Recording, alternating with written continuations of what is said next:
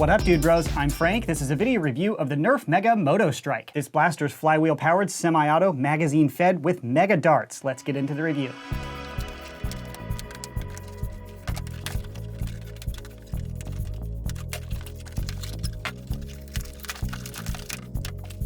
Included is the blaster, magazine, darts, and the instructions.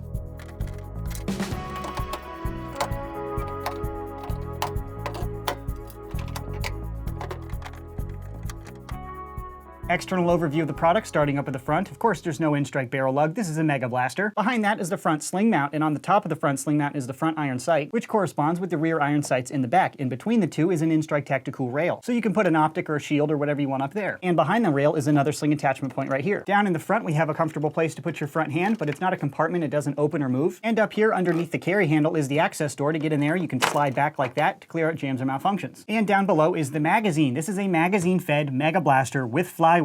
So to take the mag out, you hit the magazine release, which is on the center line and equally accessible to a right or left-handed shooter. So you can pull it out. It feels very much like a Stryfe, just a mega oversized Stryfe. But that's pretty much what this is. This is the included magazine. It holds 10 Nerf Mega Darts. They've painted one half of the magazine clear so you can see your total ammo capacity, and on the other side it's just opaque red. This magazine is of the same design of the Centurion magazine, so you can use the Centurion magazine in this blaster. And I also tested my third-party Centurion magazines in the Motostryke, and they all worked. It's nice to finally see universal magazine systems in the Mega series. And now down to the trigger. This is a mechanically operated semi-auto system. It feels similar to a Stryfe. However, I had a number of really irritating feeding issues specifically because of this trigger system. The problem is this: after I pulled the trigger stayed back and it didn't auto-return. So the feeding arm, which is right here, would extend out, push the Mega Dart into the flywheel systems, but it wouldn't return. So it would just stay out in la-la land instead of returning to its place to allow the next dart to move up. The problem is fixed by manually returning the trigger to its original starting position, which is super annoying. It has a return spring in there, but it's just not strong enough. I thought I had a lemon unit, so I went out and bought a different one from a different store. I bought both of my Motostrykes with my own money, BT dubs, and both of them have the exact same issue. It's infuriating. More on this, in my opinion, at the end. Continuing the overview, below the primary trigger is the rev trigger. Of course, being flywheel powered, you want to hold that for a moment before pulling the primary trigger. And now down to the grip. This is actually a fairly comfortable grip considering the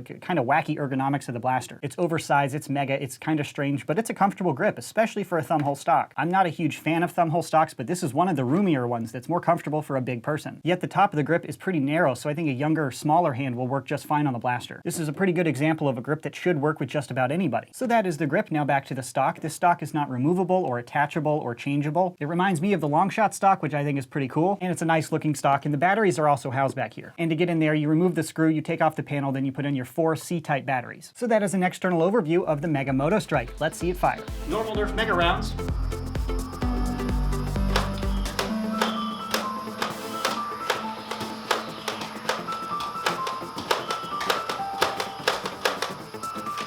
Now a little faster if the trigger will allow it.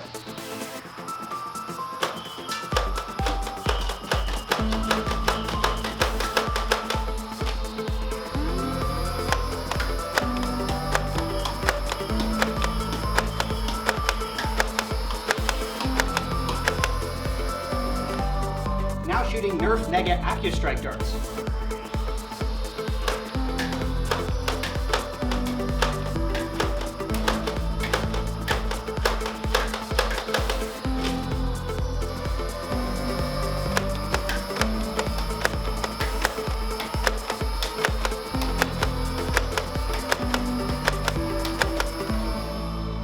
Operating the Mega Motostryke was not fun at all. I really hated doing this testing procedure. This blaster is so close to being really great, but this trigger mechanism is terrible. The trigger return spring is just too weak, so most of the time when you pull the trigger, it stays back and you have to manually flick the trigger forward. If it only happened every once in a while, it wouldn't be that big a deal, but it's like every other mag. It just completely herp derps for like half the magazine. Granted, when you get to the end of the magazine and there's less tension pushing up on the darts here, it does feed more smoothly. So I think the issue is really just using these extended magazines. The issue isn't really that big a deal when I was using the 6-round Centurion mags. But it's a flywheel semi-auto blaster. You can't use a 6-round magazine. Even using a 10-round magazine is pretty low capacity. So that's a huge bummer. It just doesn't work as advertised. It was super finicky and just irritating and not fun to play with. And to confirm I didn't just accidentally buy a lemon, I went out to a different store and bought a different one. Both of them have the exact same trigger issue, which is super disappointing to see from Nerf. However, outside of the trigger mechanism, I didn't have any jams and malfunctions. The flywheel unit works just fine. I didn't have but more more than 1 or 2 feeding hiccups with this long mag, and the rest of the blaster worked pretty well. It's just this terrible trigger mechanism destroyed everything. But to compare this blaster to other Mega Blasters, I put it up on my chronograph. With normal Nerf Mega darts, I achieved an average velocity of 71 feet per second, and with Mega Accustrike darts, achieved an average velocity of 72 feet per second, which is acceptable for a Mega Blaster, but I've seen them shoot a little harder, so it's on the softer end of the Mega performance. So that's the objective information I can provide on the Nerf Mega Motostryke. Now to my personal opinion. Overall, I'm incredibly disappointed with this blaster. It was so close to being a pretty fun plinking toy. But this trigger mechanism, geez, it's so bad. It's infuriating. It's just not even fun to play with. To have to manually reset your trigger on a flywheel-powered blaster is just unacceptable. And it's such a small change that Hasbro could have made to fix the entire blaster. If they just change out the trigger return spring with a stronger one, the whole problem will probably just go away. But the one they chose to install is just too weak. The blaster doesn't work. It's a terrible manufacturing decision in my opinion. So to buy or not to buy, honestly, I can't recommend anybody purchase this blaster. The faulty trigger mechanism just ruins the entire experience. It's just unacceptable to have to manually reset your trigger.